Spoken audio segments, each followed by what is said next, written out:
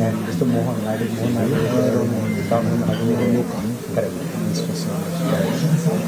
and this started that conversation. This is the fastest project we've done in our life. Really? 1 year from India to... Fastest? For you? That makes me feel even better. You should feel very good. I need to get a new suit. This is amazing from you. I think you guys are fast. Oh, that's... So I'll reach out to you to write it down. Speed. Showing the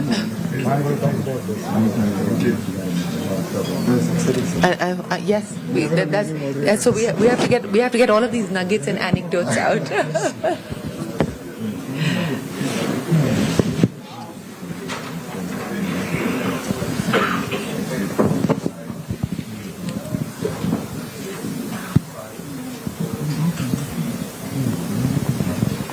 Hello and welcome to this special CNBC TV 18 Davos Dialogue, Davos Debate. I'm Shireen Bhan and we're coming to you from the Andhra Pradesh Pavilion at the Belvedere Hotel. This has of course been home to Andhra Pradesh as it showcases its story to the world here in Davos. Leading the conversation has been Nara Lokesh, the Minister for IT, and of course he holds many other portfolios, but if I go down that road we'll take up a lot of time of the panel. So without further ado, let's talk about what the state is attempting to do. It has, of course, solidified its purpose as far as ease of doing business is concerned, but it now wants to transition to speed of doing business. What does that mean, and what measures are we going to see the state government take to ensure it delivers on that promise? I also have with me an eminent set of panelists who will talk to me about their aspirations and their investment plans for the state as well as for India. So without further ado, in our last conversation, Mr. Lokesh, you talked about the fact that there's a WhatsApp group that you might even set up to get investors to talk to you directly in terms of speeding things up. So have they been on the WhatsApp group already? I think 2 of the panelists have my number and they're in touch with me directly. So it's government on WhatsApp and governance by WhatsApp? Well, it's about rewriting the speed at which India can actually deliver and showing the way to the world. I think India is one of those rare countries where we are able to deliver on speed, which other parts of the world are unable to do. And I believe this is just the beginning. The beauty of our great nation is that if one state starts it, rest will follow it. And I think that's going to put a lot more challenge on us in Andhra Pradesh, and to start breaking records every time we take up a new project. But explain to me the difference, because when one talks about the ease of doing business, one would imagine that the speed of doing business is implicit in that. How will things change now as you move and pivot to the ease of doing business? So it's actually a very good point, right? Ease of doing business is about getting your permissions, making the entire process a lot more easy. I've started challenging my team on the service level agreements that we have on it. So for example, one of the partner who's here had an environmental clearance to be issued, but the SLA says it's 3 weeks. We got it done in 4 hours. So I believe that this is what we have to challenge every regulation that's out there, look at every SLA and truly deliver on the speed of doing business. Okay, so how do you go from 3 weeks to 4 hours? One WhatsApp message from me. So I got to hear we work on strict timelines with all investors in Andhra Pradesh. We monitor the projects on a weekly basis.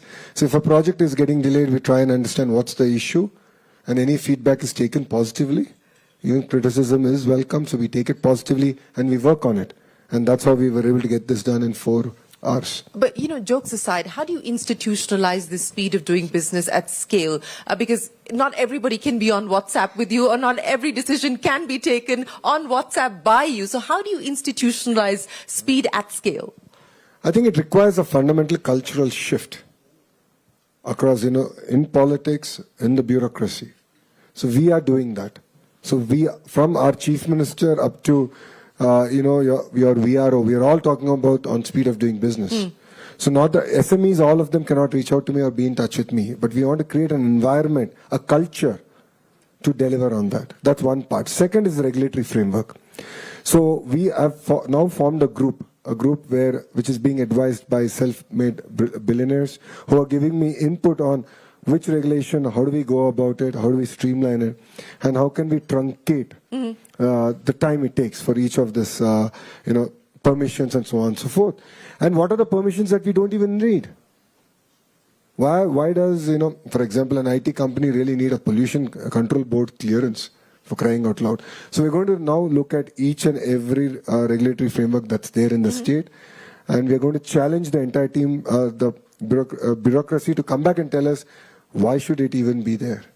So deregulation, essentially. Yes. A big move on that. Big move on that. Sanjay, let me come to you, because your investment into the state of Andhra Pradesh made headlines with that big $15 billion announcement. How long did it take for you to make that decision, A, to go to Andhra Pradesh, and B, to get things done in Andhra Pradesh? Yeah, I think before I answer that, let me just start by saying I'm really delighted to be here on this panel, and good to see you again, Shireen. I think first I would start and say that we have been deeply committed to India as Google. I think we started more than 20 years back. And the memory that I carry of that is that 20 years back, internet penetration for women was so low. Yeah. And Google did a project called Internet Sati with Tata Trust. Today, the penetration of internet for women in India is almost parity. So I feel proud that we've been committed in a deep manner. And that comes to this $15 billion investment. We have committed even more deeply to this. And I think fundamentally, it's 1 gigawatt plus capacity, subsea cables, the biggest project they're doing outside America for the first time. And I must say, I met the Honorable Chief Minister and respected Minister in mid-24. It was a conversation where he laid out, the Honorable Chief Minister laid out the vision, and by mid-25 it was done. It is one of the fastest projects we have done as Google in this region. And I really feel proud it's coming from India and coming from Andhra Pradesh. And I'll build on what Lokesh, you were saying on, I think, 3 themes which I think stand out for me. One is the idea of the way the Honorable Chief Minister defined what we're trying to do is good for Andhra Pradesh, good for India, good for Google. Which means it's a partnership. It's not a contract manufacturing. It's a big shift in the mindset, how we approach it. Second, I think, is very data-led decision-making, which is transparency. You know exactly what's happening. And third thing in my mind, which is what you just said, speed. This speed of moving things is the fastest I've seen.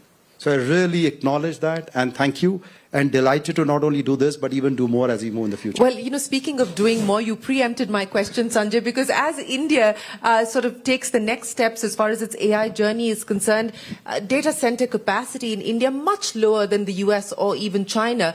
What do you believe it will take for the AI infrastructure build-out to be a reality in India? And companies like yours, I mean, how much more appetite do you have for India? I think the reality is we have more than 1 billion Indians. The power of AI today is that the language barrier is gone. So far, the use of technology was limited by, if you knew English language well, you could use technology. But hardly 200 million people understand and speak English. So I see India moving from 200 million people deeply using technology to almost 1.4 billion people using technology. Because there is no barrier of language, there is no barrier of literacy. You can speak, text, video, whatever format that you want to engage in. So it's going to be a dramatic increase. And what excites me, therefore, is that what we have built here will need to keep evaluating how fast to build more. And I feel from my point of view, India is really best suited to take the next leap as AI comes in, because we are really good in applying the models and technology for both the benefit of society and customers. Okay, I'll come back and double down on that in just a second. But Jatin, let me come to you now. It's not just ease of doing business and speed of doing business, but it's also the cost of doing business. And that is something that the state has been focusing on, specifically for the IT sector. Land at 1 rupee, that also created headlines. And I want you to explain to us why that is important and why companies like yours are looking at the state. Sure. So, a few things, apart from the speed and ease, I think certainty and trust also matter. And certainty and trust comes from your ability to access the entire infrastructure of the state transparently, as Sanjay was mentioning, and you have comfort that when you have a fair cause, you will see a fair response. And I think that's a big comfort, that you throw a ball and then it will bounce back. It's not going to get lost. It's not going to get sort of muddled in some other controversy, etc. We believe that we are at a cusp of rebirth of IT services industry. I think AI in our lifetime, I as a professional and many others like me, I think this is the second industrial revolution that the IT services industry is seeing in one generation, right? I started when Y2K started, and I now have AI, which is in my view another 25 years of journey for IT services, plus operations, plus intellectual work, everything that India can produce and deliver to the world. So we will no longer be the services hub. I think we will be the intellectual hub for the world. And to do that, you will have to now look at where you want to be next 25 years. And when we started thinking about it, I mean, Vizag came on the top of every consideration we had. We had our own checklist of things, of excess of talent. I mean, we have incredible excess of Vizag talent in rest of the southern belt of India. And if so, why not Vizag to start with? And that's where we invested. So I think, and we got very, very warm and comprehensive response from Honorable Minister, Honorable Chief Minister, and therefore we went ahead. So we feel very energized now, and Vizag is one step as we are taking.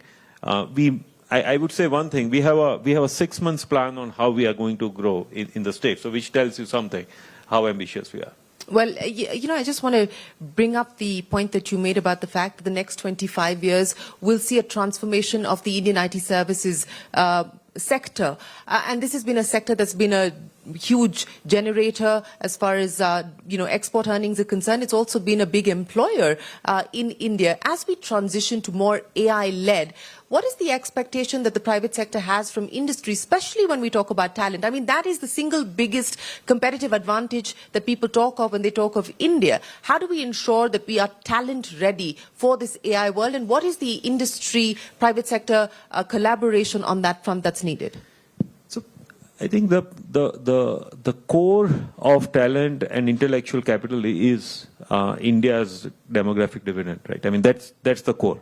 Now, what you do as an industry like us is you work with education ministry, you work with colleges. We work with another roughly 120 colleges where we influence the syllabus in last 2 years of this. We have initiative like Synapse, which has nothing to do with Cognizant. We just want to impart right technology knowledge, which is market-facing today, not yesterday's market-facing. And we have done 1 million coverage in that in last 3 years. And we have now taken an ambitious goal to get to 2 million of such training. So it is a great opportunity. I think I always say that there is a valley of skepticism before there is a climb of hope. And in AI, we are a little bit in that space before we see the climb of hope. We certainly see it from our vantage point, how thousands of things today India doesn't do, India would be able to do from services standpoint with help of AI. And Sanjay alluded some of that too. So we are very excited, and I think our population and our young engineers are getting ready for it. Well, Soketa, that's a good point for me to get to you, because in Jatin's words, this valley of skepticism before we get to hope, that's also the perception when we talk about manufacturing and large-scale transitioning to manufacturing, because people believe that that's already a space that China has occupied. There's a whole bunch of other countries that have taken what has moved out of China, and India is, of course, one of them. How do we build on that story? What do states like Andhra Pradesh need to do to continue to draw in investments from the rejigging of supply chains that's going on, from the resilience point of view as far as supply chains as well? That's a great question, and I'll start with resilience is table stakes. It is not an option anymore. And speed is the last strategic advantage left for firms. So in a few months, there'll be a book from HBR that I'm working through, and we call it Intelligent Speed at Scale. And there is a simple formula, and India is a math-driven country, so I'll give you the formula. It is the speed of insight multiplied by the speed of decision multiplied by the speed of action. Now, the reason it is multiplied is because if one of them is 0, the value is 0. And companies have been working through that, and what we found is countries and companies that follow this have a disproportionate market value. Now, as you think about industrial manufacturing, the big question is operational sovereignty. If I do something, and right before we came out here, had a nice conversation that said, do I own my data or does it live somewhere else? It can be a big challenge. The second piece is technology is core part of manufacturing. And if my processes cannot be designed in one place and used all over the world, I run into issues. And I'll give you an example. A client of ours has a facility in China, 400 million of revenue created. They have 210 people, 10 people on the line, 200 running AI. The same factory at a different northern hemisphere location has 1,000 people, 10 people are writing reports, and the other 990 are on the line.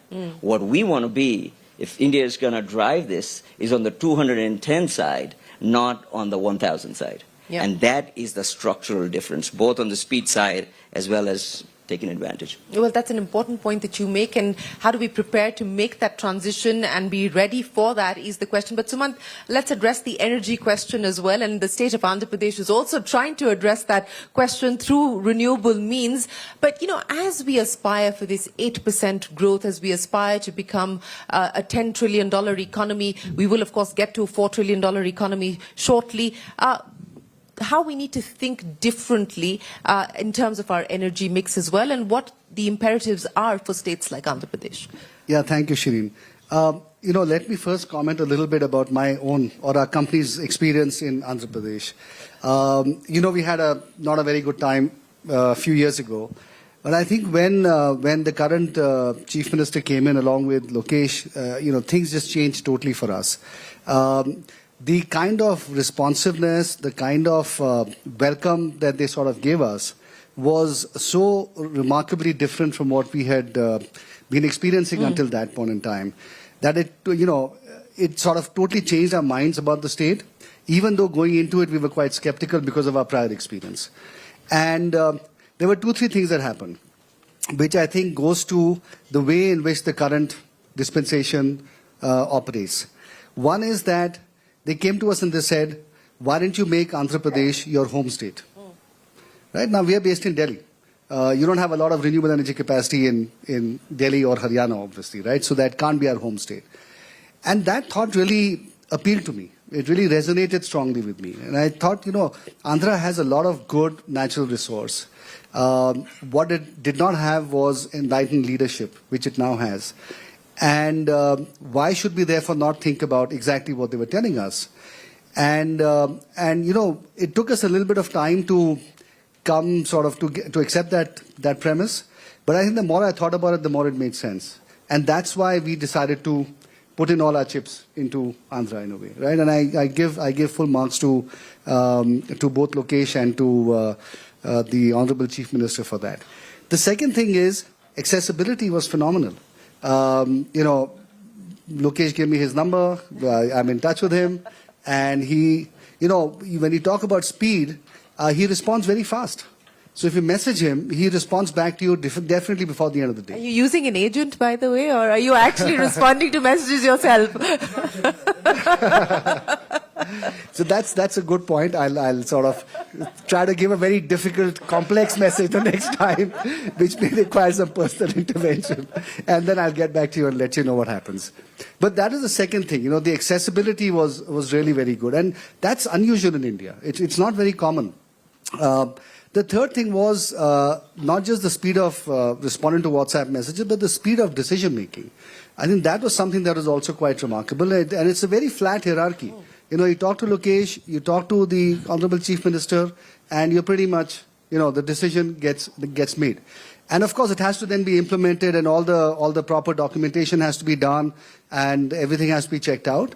But obviously, when the political side is pushing so hard, then the bureaucracy also tends to tends to, not always, but tends to fall in line as much as possible. So I think our experience, therefore, has been very positive. And that's why, we were looking to set up our ingot wafer line and for solar manufacturing.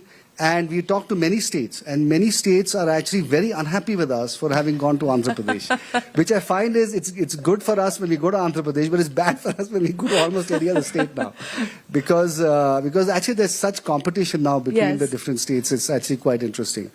So I think that's been our experience. The land has been allocated. We're now going to lay the foundation stone and get moving forward. And we're looking at what else we can do in the state. So I think that's really not answering your question. No, but I think you actually raised a very important point, because I think that's a relevant point, especially for people who are looking at investing in India as fresh investments, or even people who are looking at incremental investments. Policy continuity, tax certainty, policy predictability, political continuity as well. Decisions that you may have taken may get overturned by another government, by another dispensation, as was the case with Sumant. In this case, it actually worked to his advantage. But, how do you allay those apprehensions? How do you allay some of those concerns that investors may have? I mean, that is a challenge for the entire political system. I mean, if you look at it globally, to be fair, I think the Indian political system definitely looks a lot better. Saying that, I believe that there's greater maturity now coming in, and it requires greater discussion. But behind, all the investments, we're talking about, X amount of dollars or Y amount of land that's required. But the most fundamental point is the number of jobs we're going to create. And that is the narrative that this time around, as a state, we're very focused upon. It's important to explain to people that what's the impact that each of these investments will have and the kind of jobs it's going to create. So you create a very strong momentum so that things cannot be overturned. Yes, things have been reversed in the past, but I believe it's been an isolated incident for Andhra Pradesh in one administration. But look at it. Look at Hyderabad. What are the foundations that Mr. Naidu laid in '94 have been continued. And look at the city today. Look at the state today. It has the highest per capita income in India. Because the narrative was set. So it's equally important for the politicians to not just look at this from an investment perspective, but also build a narrative so strong that whoever comes, I believe that there'll never be a change in Andhra Pradesh. India will be governing Andhra Pradesh for the foreseeable future. Saying that it's important to ensure that a strong narrative is there and we are able to convince people at every point as we go forward. And that's an important point that you make. So I just want to build a little bit on this narrative that you want to build on the back of the jobs that these investments will create. What's part of that package? Jobs, of course, will be one pillar, but what's part of the package that you're going to be communicating? Not just domestically, but internationally as well. No, see, as a state, we have a clear direction, right? We have the Swarnandhra mission, which is where we see Andhra Pradesh in 2047. So we have clear targets, we have clear sectors. We just spoke about manufacturing and the importance of, speed in manufacturing. I also believe that the way we have looked at it is a cluster-based approach. I've had opportunity to share that with you.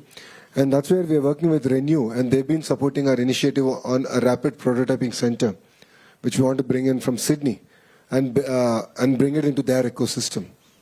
So we are working on a very cluster-based approach where there's a tight integration between verticals and horizontals. Horizontal is education, certification, and so on and so forth. Verticals are all the different components and the players who are there who make up the entire ecosystem, which I truly believe is missing in India as we speak. And that's why we are struggling with manufacturing. We are not at the pace at which we should be as a nation. And I believe the experiment that we are doing in Andhra Pradesh could be a model that can be replicated in India. Sanjay, I want to go back to the point that was just being made there by Lokesh about jobs and the importance of tying that up to the narrative of drawing in investments. There's a lot of concern around AI and what AI could do to jobs, but equally there's there's optimism around the kinds of new jobs that AI could perhaps create. We've seen that happen with YouTube. We've seen a whole creator economy blossom on account of the opportunities that has thrown up.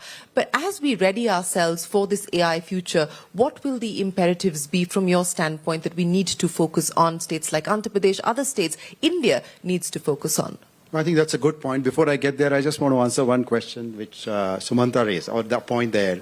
He has Lokesh's number, I don't. But still, I'm going to get you to start a WhatsApp group now. The speed is still the same. I think the point is, I think the governance is working because of transparency and commitment to get investment going. And that's a good point in favor of what Andhra is able to pull off. To come back to your question, it's such an important point what Lokesh made and you made. I think AI needs to be deployed not only for business productivity, but for governance in the state. And I think that's an important thing we shouldn't lose sight of. And what do people want in society? They want good governance, they want jobs, they want better incomes. And I feel AI-powered governance is the really way forward. And I have 4 themes around there, which I'll call AI-powered, what I call SEVA. The S stand for Sarkar. Run a better Sarkar. I think RGTS is a good example of what you do in Andhra, but I think to me that needs to become for every person in the state. Everybody should see I can reach out even without having a number, get my problem solved and find the right information. Second is E, which is e-safety or e-security. The biggest issue in the future would be that will be the challenges on cybersecurity and information and data. How do you ensure that AI is used to power that? The third is W, which is workforce. We need to have AI-ready workforce. We need to get our young children to use AI from a young age and teachers, so that we have that workforce ready from 5 years and 10 years from now. And third is what I call A is agriculture, health, mobility, but transform all these. Because we can improve productivity of agriculture using AI. We can transform health using AI. We can transform mobility using AI, or urban development using AI.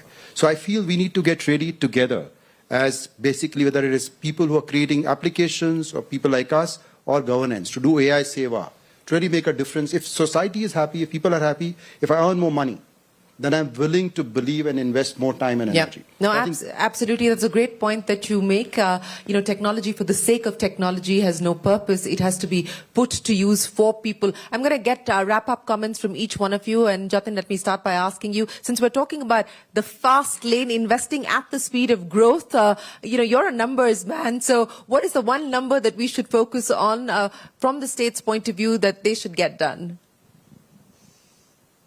From state's point of view, not from cognizant point of view? Both. It could be cognizant and what cognizant can do for the state. I think jobs is one thing, but I would say slightly differently. I think, as I mentioned, rebirth of services. I think what we should see is what we are getting to Vizag in terms of different services, newer services, which can run for another 25 years, which can create next set of entrepreneurs and next set of professionals that IT services creators started from here. So I think the key is not so much quantitative to your question, but qualitatively why the new services should come to Vizag. And I'll just take one more minute. The fear of, I can assure you people sitting in this room and watching that, take this fear of jobs around AI out. We have been here when package implementation first came, people said, you are doing all application development. If now there is SAP Oracle, who will come to you? When cloud came, we were managing millions of network elements, databases, and servers on premise. People said, who will come to you now for infrastructure management? Now it's cloud. So why AI should be different? Let's just take on. We have built an industry which has grown every year for the last 25 years. AI, I'm telling you, is a rebirth. It's a rejuvenation of the industry that we want to bank on. Well, so don't get carried away by the obituaries that are being written on account of AI, of many sectors and many jobs and tasks. So Ketu, your prescription for the road ahead. I think the simple prescription is, I think Lokesh said something really important. How do you build the ecosystem that can deliver on a particular vertical? So let me give you an example. I can go to Shenzhen and design a drone, get the software for it, scale it up, and launch it in 4 weeks or less. So the first thing is to decide which areas are you going to compete on. Now, what does it require? I'm a supply chain guy, so it's a pretty boring business. We go all the way from product design to planning to distribution to assembly to energy, and bring it all together. And then the last most important thing is talent. There is no shortage of talent in India right now. But the other areas, you have to decide that I'm going after this sector and I'm going to reduce the time. I would say anything that takes longer than 12 weeks to execute is too long. What used to be years is months. What used to be months is weeks.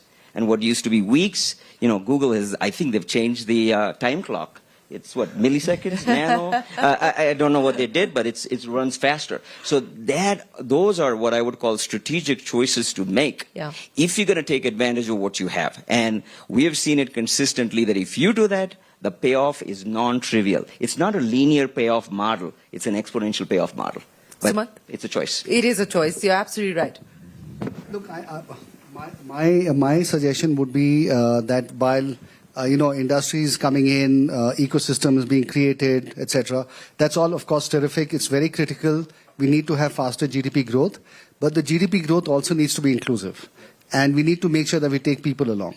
And I think that is critical because to build a great state takes time, takes multiple election cycles, which all have to be won as well. And so people have to see the tangible benefit of all the stuff that is going on. I think that is very critical. And I think the Honorable Prime Minister has been very good at that in our sector, for example, by coming out with the PM Kusum scheme, which deals with the farmers, by the rooftop scheme, which therefore touches every individual. So I think that is something that I'm sure that Lokesh and the Honorable Chief Minister are thinking about. But I think that is really critical because as your previous question was, how do you ensure continuity? Yeah. This is one way to ensure that continuity. And I think that is critical because all of us make long-term decisions. Yes, long-term decisions indeed, and ones that have to be strategic and smart. Lokesh, I'll give you the final word then. If we are going to head on to the fast lane, where are we today in terms of which gear you believe the government is at and which gear would you like to be and how soon can you get to that? Before I answer your question, I think what Sumanji said is a very, very important point. And that's where CM came out with this P4 program. So in the past we had P3, a private-public partnership. Now add people to it. Yeah. Look at any developed country, right? The gap between the haves and have-nots just growing. And that's where we believe that all of us have a greater role to play, a greater commitment to society. It's part of our Indian culture. It's not simply about giving a handout, but it's about counseling, guiding, nurturing those aspirations and pulling people out of the cycle of poverty. Generally we see a trend where, I made X amount of money, I want to give this much money back. Yes, that is important, but more important is people committing time to pull people out of that cycle. So that's something that we are pioneering in the state of Andhra Pradesh, and it's a passion project again for our Chief Minister, Mr. Naidu. So as a state, coming back to your question, I believe we are still in second gear. I don't believe we are in the sixth gear. I see that my secretary has walked out on me now. But I believe this is the beginning. This is the new India. I believe that India can show the way. I believe that India can lead in clear sectors. And if India has to lead, states have to lead. And states like Andhra Pradesh have a very, very important role to play. And I keep telling my entire team, the group of ministers which I chair, that there is, if no risk, no reward and no story. We heard 3 stories today, and all this happened in 18 months because all of us together decided to challenge what the norm is. So that is the new Andhra Pradesh. So 5 years on, what would the Andhra Pradesh story look like? So the aspiration, so we have about 1,000 projects in pipeline now, and our focus, as all the leaders on the dais have said, is to focus on execution. This we believe will actually take us to the $500 billion mark in terms of GDP. So that is what I believe the true outcome by which we want to measure ourselves. And again, just to go back, as Sinaji has said, it's important now to look at whether these fruits of these outcomes are actually translating down all the way to the farmer, to the housewife who's taking care of the house really well. We have to ensure that this translates to them. It creates improves the quality of living and improves the per capita income. Well, thank you very much to each one of you for sharing your individual stories, but more importantly, sharing the roadmap that you believe that India and the state of Andhra Pradesh must take forward to ensure that we see faster growth, we see better quality of growth, and we see more secular and inclusive growth. And as must have been very evident here, I am going to start a WhatsApp group. I shall be the admin of that group, at least as far as this particular panel is concerned, and maybe see more stories flourish, not just in the state of Andhra Pradesh, but of course in India. From all of us here, from Davos, from the Davos Dialogue and the Davos Debate, many thanks for watching. Stay tuned to CNBC TV 18. We'll be right back with you. The news continues.